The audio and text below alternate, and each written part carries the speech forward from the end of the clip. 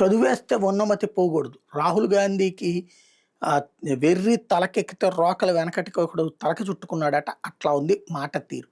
పిలవక ఎవడో పాపం ఆ బీఎండబ్ల్యూ కార్ కంపెనీ వాళ్ళు పిలిచినట్టున్నారు. ఎళ్లి చూసుకున్నాడు. అక్కడ చూసుకోవడం వరకు బానే ఉంది. ఇట్లాంటి కంపెనీలు ఇండియాలో ఉంటే బావుంటదని చెప్పడం వరకు బానే ఉంటుంది. కానీ బయటకొచ్చి స్టేట్మెంట్ ఏంటి? భారత ఎగుమతుల రంగం దెబ్బతింది. గుత్తాధిపత్యంతో నాశనం అయిపోతుందని. ఒకసారి ఎళ్లి చెక్ చేసుకుంటే సరిపోతుంది. భారతదేశం నుంచి ఎన్ని ఇప్పుడు కియా ఇక్కడి నుంచి ఉత్పత్తి అవుతున్నాయి, ఎగుమతి అవుతున్నాయి గదా! అట్లాగే హోండాయ్ వాళ్ళకి సంబంధించి కూడా జరుగుతున్నాయి గదా! అనేక ఏదైతే 2 వీలర్స్ కానీ, 3 వీలర్స్ కానీ, 4 వీలర్స్ కానీ భారత్‌లో తయారు చేసి ఎగుమతులు అవుతున్నాయి. మరి ఆయన పరిజ్ఞానం ఏ పాటిదో అర్థం కావట్లేదు. 70 ఏళ్ల స్వతంత్ర భారతంలో ఏమీ చేతకాలేదు ఆళ్ళకి ఇట్లాంటివి చేయడం.